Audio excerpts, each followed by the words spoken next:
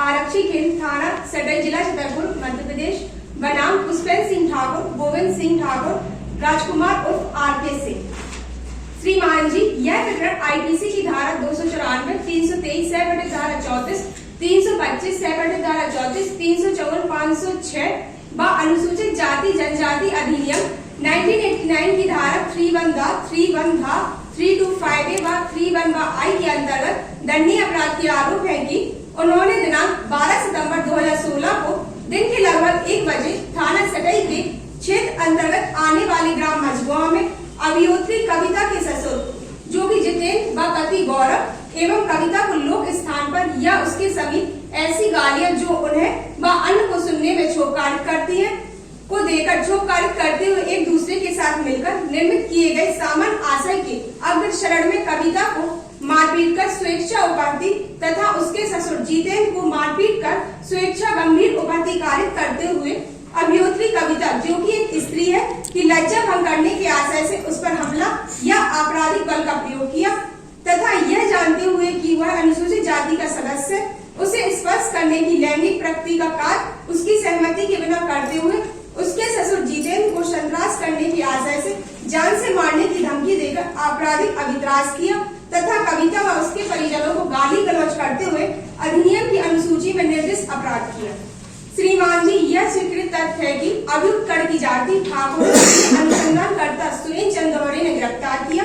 श्रीमान जी, जैसा कि पैरा 4 में बताया गया है, अभियोजन के अनुसार दिनांक 12 सितंबर 2016 को दिन के लगभग 1 बजे जितेंद्र अपने मोहल्ले के टीकाराम सिवारे के दरवाजे के सामने चबूतरे पर बैठकर अपने गांव के दयाराम सौर व किलकोटी के साथ जब बात कर रहा था तभी वहां अभियुक्त पुष्पेंद्र सिंह व गोविंद सिंह अपने अपने हाथ में लाठी लेकर तथा अभियुक्त राजकुमार अपने हाथ में कुल्हाड़ी लेकर पहुंचे तथा जितेंद्र को माफीदार गाली देते हुए जातिगत शब्द अंग्रेजी से संबोधित कर बोले कि उसने अपनी भतीजी से 100 नंबर पर डॉक्टर की झूठी रिपोर्ट दर्ज कराई एवं अभियुक्त गोविंद सिंह ने उसके दाहिने हाथ की कलाई व दाहिने हाथ की टोनी से लाठी से व अभियुक्त पुष्पेंद्र सिंह ने बाएं हाथ की कलाई में लाठी से अभियुक्त राजकुमार ने कुल्हाड़ी के बैट से दाहिने पैर की जांघ में मारा तो वह चिल्लाया तथा अपने ससुर की चिल्लाने की आवाज सुनकर कविता व उसका पति गौरव दौड़कर पहुंचे व उसके पति ने ससुर को बचाया तो अभियुक्त राजकुमार ने बुरी नियत से उसका हाथ पकड़ झकझोर दिया जिससे वह जमीन पर गिर गई और उसकी चूड़ियां भी टूट गई। इसके बाद तीनों पीड़ितों को मां बहन की गाली देते हुए अपमानित किया व जितेंद्र को जान से मारने की धमकी दी। श्रीमान, इन तथ्यों के आधार पर आरोपी पर निम्न आरोप लगाए गए हैं। धारा 294 और 34 भारतीय दंड संहिता। यह धारा तब लागू होती है जब अभियुक्त ने मिलकर अश्लील हरकतें करने या आपत्तिजनक शब्दों का इस्तेमाल करने का काम किया है ताकि पीड़ित गवाह कविता की लज्जा भंग हो। धारा 34 भारतीय दंड संहिता। ये धाराएं चोट की गंभीरता के बीच अंतर करती है। धारा 323 धारा 34 के साथ स्वेच्छा से चोट पहुंचाने सम्मत है। लाठी के इस्तेमाल से जितेंद्र को एक सामान्य आशय धारा 34 के साथ उपाधि कारक की गई। धारा 325 धारा 34 के साथ पीड़ित जितेंद्र को गंभीर चोट पहुंचाने के अधिक अपराध सम्मत है, संभवतः कुल्हाड़ी के बाद। धारा 354 भारतीय दंड संहिता। यह धारा विशेष रूप से किसी महिला पीड़ित कविता के खिलाफ हमला या बल का प्रयोग करने सम्मत है जिसका इरादा उसकी लज्जा भंग करना, उसका हाथ पकड़ना और उसे गिराना इसके अंतर्गत आता है। धारा 506 भारतीय दंड संहिता। यह धारा आपराधिक अभित्रास से सम्मत है। पीड़ित गवाह जितेंद्र को मारना की धमकी इसके अंतर्गत आती है। एवं अनुसूचित जाति अनुसूचित जनजाति अत्याचार निवारण अधिनियम 1989 SC/ST अधिनियम। यह अधिनियम अनुसूचित जाति और जनजाति के सदस्यों को विशिष्ट अत्याचारों से बचाता है। यदि पीड़ित अनुसूचित जाति से सम्मत तो निम्न अपराध आरोप प्रसंगत हो जाते हैं। धारा 3 का क्लॉज 1 का सब क्लॉज D कहता है कि अनुसूचित जाति या अनुसूचित जनजाति के किसी सदस्य को अपमानित करने के आशय से लोक दृष्टिकोण में आने वाले किसी स्थान पर अपमानित या अभिद्रास करेगा तो अपराध प्रसंगत हो जाएगा। धारा 3 का क्लॉज 1 का सब क्लॉज E कहता है कि लोक दृष्टिकोण में आने वाले किसी स्थान पर जाति के नाम से अनुसूचित जाति या जनजाति के किसी सदस्य को गाली गलौज करेगा तो अपराध प्रसंगत हो जाता है।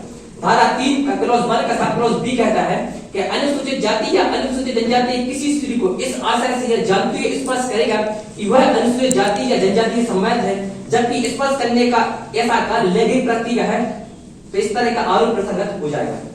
श्रीमान, अतः निम्न आधार पर अभियोजन पक्ष की ओर से यह साबित किया गया है कि पीड़ित कविता एवं उसके परिवार वालों के साथ अभियुक्तगण के द्वारा मारपीट की गई है। अतः श्रीमान जी से निवेदन है कि अभियुक्तगण को कठोरतम दंड से दंडित किया जाए।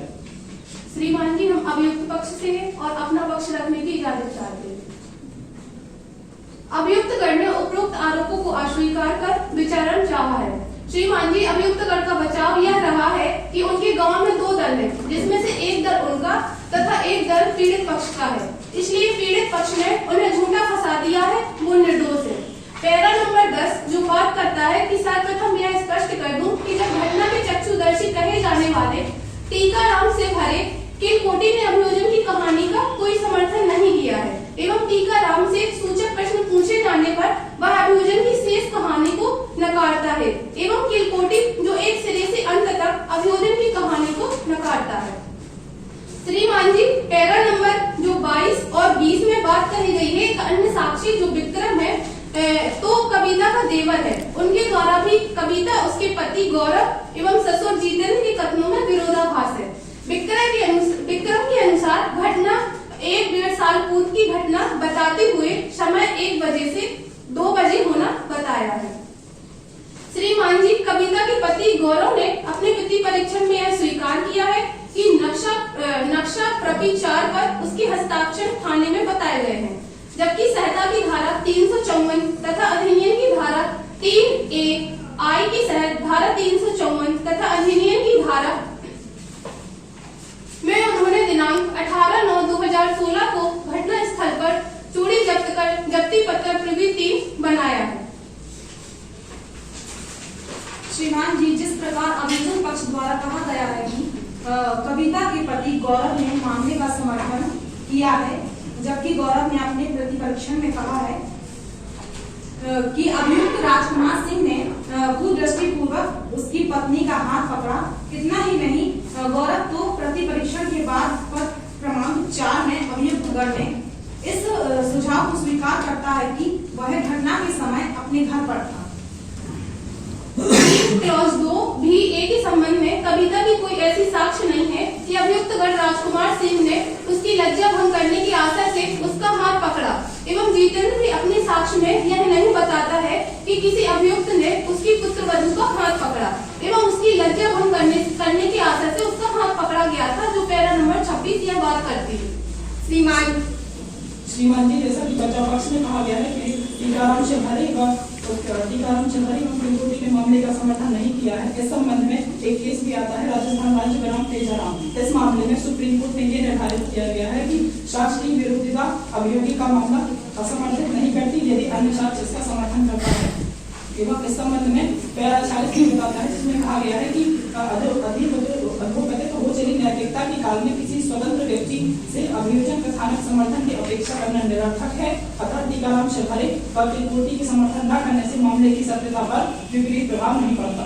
श्रीमान जी, जिस प्रकार अभियोजन पक्ष के द्वारा कहा गया है कि गौरव जो उसका पति है कविता का, उसने इसका समर्थन किया है इस मामले का, तो इसके संबंध में पैरा नंबर 27 जो की बात करता है, गौरव भी अपने साक्ष्य में ऐसा कहता है कि अभियुक्त राजकुमार सिंह ने कुदृष्टिपूर्वक उसकी पत्नी का हाथ पकड़ा। इतना ही नहीं, गौरव तो प्रतिपरीक्षण के पद क्रमांक 4 में अभियुक्त गण के इस सुझाव को स्वीकार करता है कि वह घटना के समय अपने घर पर था तथा घटना के बाद 100 नंबर डायल करने के बाद जब घटना स्थल पर पुलिस आ गई थी, तब वह अपनी पत्नी कविता के साथ घर से बाहर निकल आया था। श्रीमान जी, प्राथमिकी साक्ष्य रिपोर्ट के संबंध में प्राथमिकी साक्ष्य स्वास्थ्य केंद्र सटई में दिनांक 12/9/2016 को पदस्थ डॉक्टर नरेश त्रिपाठी, जिन्होंने कविता का चिकित्सकीय किया था, उन्होंने अपने प्रतिपरीक्षण में यह स्वीकार किया है कि चिकित्सीय परीक्षण प्रतिवेदन प्रापी 6 में वर्णित चोट किसी को फंसाने के लिए भी स्वकालित की जा सकती है। श्रीमान जी, जैसा कि बचाव पक्ष ने चिकित्सीय रिपोर्ट की बात की है, उसके संबंध में पैरा 5 बताता है कि जितेंद्र अपनी बहू कविता व भतीजे विक्रम के साथ थाना सटई जाकर FIR प्रदर्शनी 5 लिखाई तथा अपराध क्रमांक 185/16 लेखबद्ध कराया। प्राथमिक स्वास्थ्य केंद्र सटई में जाकर चिकित्सा अधिकारी नरेश त्रिपाठी से चिकित्सीय परीक्षण कराकर अपना अभिमत प्राप्ति 6 देते हुए अभियोजन साक्ष्य 5 का चिकित्सीय परीक्षण कराकर अपना अभिमत प्राप्ति 7 देकर बाई कलाई में आई चोट के लिए एक्सरे की सलाह दी। इसके बाद अनुविभागीय अधिकारी द्वारा प्रस्तुत आवेदन के फलस्वरूप जेएमएफसी विजावर मनीष अनुराग जी के पास सीआरपीसी की धारा 164 के तहत कविता के कथन प्राप्ति 1 को लेकर आया तथा जब ससुर जितेंद्र की कलाई का जिला चिकित्सालय छतरपुर में एक्सरे हुआ तो बाई कलाई में अस्थि भंग पाया, जिसकी रिपोर्ट प्राप्ति 5 प्रस्तुत है। श्रीमान, जैसा कि बचाव पक्ष ने कहा है कि मामले में हम फंसाने के लिए भी स्वयं से चोट कार्य की जा सकती है, तो इस संबंध में पैरा 6 ये बात करता है कि अनुसंधानकर्ता सुरेंद्र चंद्र दोहरे उन्होंने स्वयं जाकर वहाँ पे घटना स्थल पर जाकर चूड़ी जब्त कर जब्ती पत्र भी तैयार किया था, जिससे स्पष्ट प्रतीत होता है कि चोट वहाँ कार्य हुई थी, जो कि वहाँ से चूड़ी के जब्त होने से प्रतीत होता है। एवं बचाव पक्ष के द्वारा ये कहा गया है कि उसका पति गौरव एवं कविता वहाँ पर नहीं थे मारपीट के समय, तो स्वयं गौरव ने तथा उसकी पत्नी कविता ने ये कहा है कि जब मारपीट हो रही थी तब वह वहाँ नहीं थे, बल्कि जब उन्होंने जितेंद्र की आवाज सुनी तब वो बाहर आई। श्रीमान जी, लज्जा भंग के संबंध में पैरा 30 है। यह स्वाभाविकता के प्रतिकूल है कि किसी महिला के पति, ससुर व देवर के सामने कोई कुदृष्टि पूर्वक महिला का हाथ पकड़कर शील भंग करे। ऐसी स्थिति में अभियोजन की कहानी है जो कि नैतिकता के प्रतिकूल है। अभियुक्त राजकुमार सिंह ने कविता की लज्जा भंग के आशय से उसका हाथ पकड़ा। यदि कविता घटना स्थल पर पुलिस के आने के बाद अपनी पत्नी कविता के साथ बाहर निकला था, कविता का पति गौरव प्रतिपक्षण के दौरान यह पद क्रमांक 6 में यह स्वीकार करता है कि गांव में 2 पार्टियां चलती हैं, जिनमें से एक पार्टी में उसका परिवार तथा दूसरी पार्टी में अभियुक्त का परिवार आता है। ऐसी स्थिति में तो यह तय है कि दोनों पक्षों में दलबंदी थी। वर्तमान समय में यह देखा जा सकता है कि आपसी विवाद के कारण दल वाला दूसरे दल को फंसाने की चूक करता है। श्रीमान जी, जैसा कि बचाव पक्ष ने लज्जा भंग की बात उठाई है, उसके संबंध में एक केस है मध्य प्रदेश राज्य बनाम मेजर सिंह। इस मामले में सुप्रीम कोर्ट ने निर्धारित किया कि एक महिला की लज्जा की अपमानित करने की इच्छा को हमले की प्रकृति और आसपास परिस्थिति से स्वीकार किया जा सकता है तथा इस मामले में हमला, गंदी गाली व अभियुक्त का कार्य दुराशय को स्पष्ट प्रदर्शित करती है। श्रीमान जी, जैसा कि मामले के विवरण में प्रस्तुत किया है कि कविता ने बताया कि उसका हाथ पकड़कर झकझोर दिया, जिससे वह गिर गई व चूड़ी टूट गई, जिससे वह उसके हाथ में लग गई। वह जब्ती पत्रक इस संबंध में तैयार किया गया है। इस संबंध में पैरा 29 में बताया है कि चूड़ी के टुकड़ों के संबंध में कविता का कथन है कि पुलिस ने घटना स्थल से चूड़ी जब्त कर जब्ती पत्रक प्राप्ति 3 बनाया था, जिस पर उसके हस्ताक्षर है। वह जब्ती के संबंध में अनुसंधानकर्ता सुरेश चंद्र दोहरे कहते हैं कि 18/9/2016 को घटना स्थल पर जाकर चूड़ी को जब्त कर जब्ती पत्रक प्राप्ति 3 बनाया था। श्रीमान जी, जिस प्रकार अभियोजन पक्ष द्वारा कहा गया है कि चूड़ी जब्त की बात उठाई गई है, जैसा कि पैरा 29 में बताया गया है, घटना स्थल से जो चूड़ी जब्त की गई थी, जब्ती के संबंध में अनुसंधानकर्ता सुरेश चंद्र दोहरे कहते हैं कि उन्होंने दिनांक 18 सितंबर 2016 को घटना स्थल पर चूड़ी जब्त कर जब्ती पत्रक प्राप्ति 3 बनाया गया। उक्त साक्ष्य में यह नहीं कहा जा सकता है कि चूड़ियों के टुकड़े कविता के ही हैं, क्योंकि उन्होंने यह पहचान नहीं कराया कि घटना स्थल से जब्त प्रक्रिया कविता की ही है। श्रीमान जी, जिस प्रकार अभियोजन पक्ष के द्वारा गालियों के संबंध में बताया गया है कि अश्लील गालियां दी गई, तो जितेंद्र द्वारा अपनी बहू कविता को अभियुक्तों द्वारा गाली देने के संबंध में कोई साक्ष्य नहीं दिया गया है। साथ ही हम कविता के पति गौरव के साक्ष्य को कैसे भूल सकते हैं कि वह घटना में पुलिस के आने के बाद अपनी पत्नी कविता के साथ ही बाहर आया था। जहां तक प्रश्न अभियुक्तों पर कविता को स्वेच्छा प्रतिकारित करने के लिए सहायता की धारा 323 सहपठित धारा 34 के साथ उसको पठित उसके संबंध में सहायता की धारा 294 के आरोपों का जो उक्त विवेचना से स्पष्ट हो चुका है कि घटना के समय कविता अपने पति गौरव के साथ उपस्थित नहीं थी। श्रीमान जी, इसलिए अभियुक्त गण पर सहायता की धारा 323 सहपठित धारा 34 तथा कविता व उसके पति गौरव के संबंध में सहायता की धारा 294 का लगाया जाना आरोप झूठा प्रतीत होता है। श्रीमान जी, कविता और गौरव को घटना के समय उपस्थित नहीं होने पर जितेंद्र को अभियुक्त पक्ष द्वारा गाली दिए जाने के संबंध में उनके द्वारा दी गई साक्ष्य विश्वसनीयता से परे है। विक्रम पहले जो अपने साक्ष्य में यह नहीं बताता है कि अभियुक्त पक्ष ने जितेंद्र को गाली दी। किंतु सूचक प्रश्नों के दौरान वह यह कहने लगता है कि अभियुक्त पक्ष ने जितेंद्र को गाली दी है। वहीं पैरा नंबर 35 में श्रीमान जी बताया है कि संहिता की धारा 234 में अश्लीलता की कोई परिभाषा तो नहीं दी है। झगड़े के समय पर ऐसे शब्दों जिनके शब्दों से उल्लेख जितेंद्र और विक्रम ने अभियुक्तों द्वारा करना कहा है, उच्चारित करना सामान्य बात हो चुकी है। कदाचित जो दी गई गालियां उनसे सुनने में किसी भी मनोमस्तिष्क पर किसी प्रकार का कुप्रभाव नहीं पड़ता।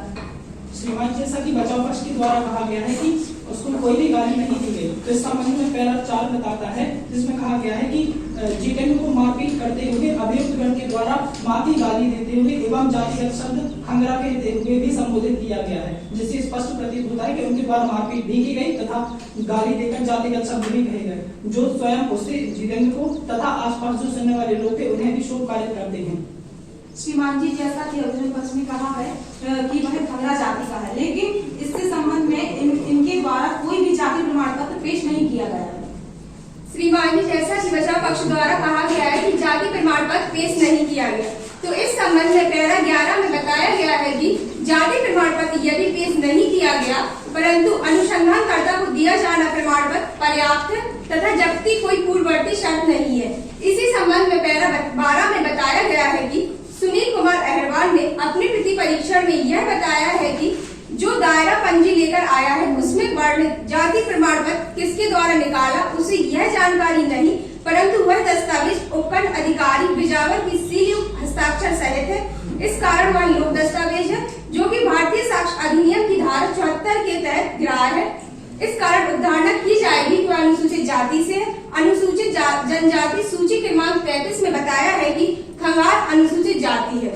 श्रीमान जी पैरा 13 के क्रॉस अनुरूप साक्ष्य अधिनियम की धारा 74 में कहा गया है कि यदि कोई दस्तावेज किसी प्राधिकारी द्वारा हस्ताक्षरित है तथा ग्राह्य है तो वह लोक दस्तावेज है तथा पैरा 12 में यह बताया गया है कि वह दस्तावेज उपखंड अधिकारी बिजावर द्वारा हस्ताक्षरित व सीलयुक्त है। इस कारण सुसंगत है एवं चूंकि ससुर द्वारा तो वैसे भी अपनी जाति प्रमाण पत्र पेश किया गया है, इससे पुत्र व बहू का अनुसूचित जाति से होना स्वाभाविक है। श्रीमान जी नेशनल क्राइम रिकॉर्ड द्वारा प्रस्तुत आंकड़ों के संबंध में विचार करने पर जब्त होता है कि अनुसूचित जाति अनुसूचित अधिनियम में दर्ज ज्यादातर मामले झूठे पाए गए हैं। श्रीमान जी न्यायालय द्वारा अपने फैसले में कुछ ऐसे मामलों को शामिल किया गया है जिनके अनुसार 2016 की पुलिस जांच में अनुसूचित जाति को प्रताड़ित किए जाने के संबंध में 5347 झूठे मामले सामने आए, जबकि अनुसूचित जनजाति में कुल 912 झूठे मामले पाए गए। वर्ष 2015 कोई मतलब नहीं है, आपके मामले में क्या है वो आप बताइए।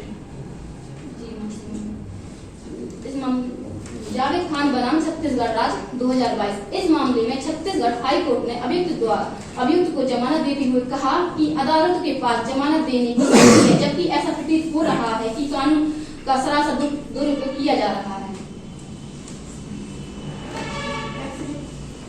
एक्स बनाम केरल राज्य 2022। इस मामले में केरल हाई कोर्ट द्वारा यह शिकायतकर्ता और आरोप के बीच पहले से ही कड़वे रिश्ते थे, मुकदमेबाजी का इतिहास था। न्यायालय ने झूठे मामलों को बनाया जा रहा है जिसमें निर्दोष लोग ऐसे झूठे मामले में शिकार हो रहे हैं।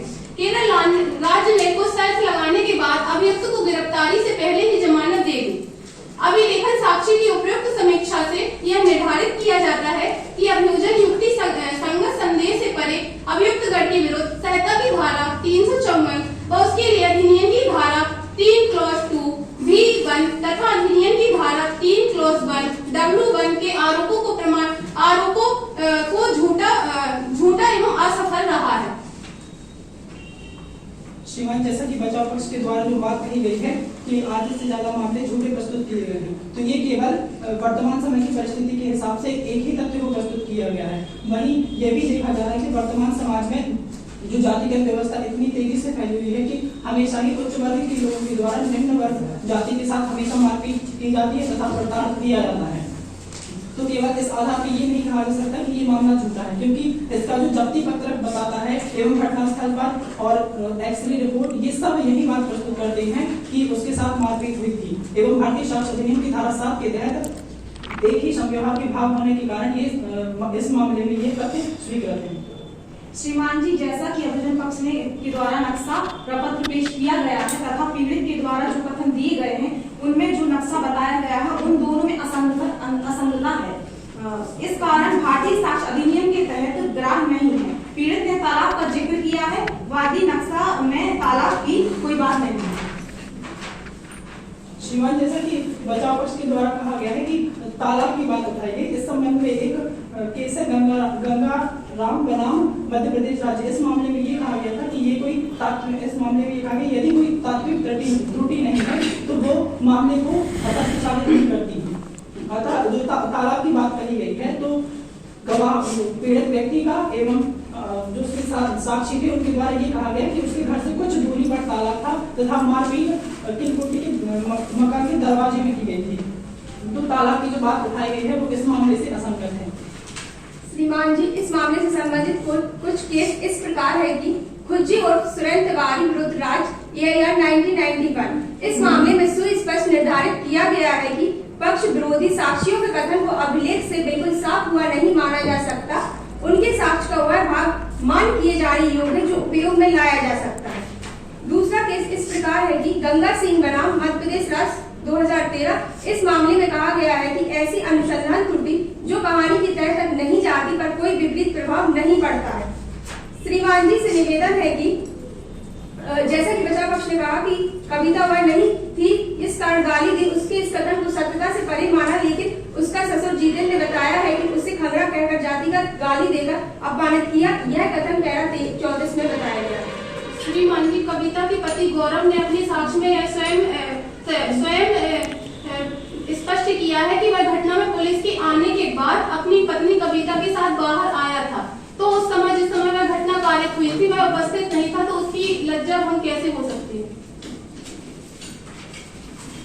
श्रीमान, मामले के विवरण में ये बताया गया कि स्वयं कविता ने ये कहा था कि जब जितेंद्र के साथ मारपीट की जा रही थी उस समय वह नहीं थी वहाँ, बल्कि जब उसने वो आवाज सुनी कि बाहर मारपीट हो गई उसके बाद वो उसके पति गौरव के साथ दौड़कर बाहर गए कि बाहर क्या हो रहा है देखने के लिए। तब अभियुक्त के द्वारा जो राजकुमार है उसके द्वारा उसका हाथ पकड़कर झंझोरा गया तथा उसको वहीं गिराया गया। और ये उसका हाथ पकड़ना ये सब मामले की प्रकृति में बताता है कि उसका आशय उसकी लज्जा भंग करना था।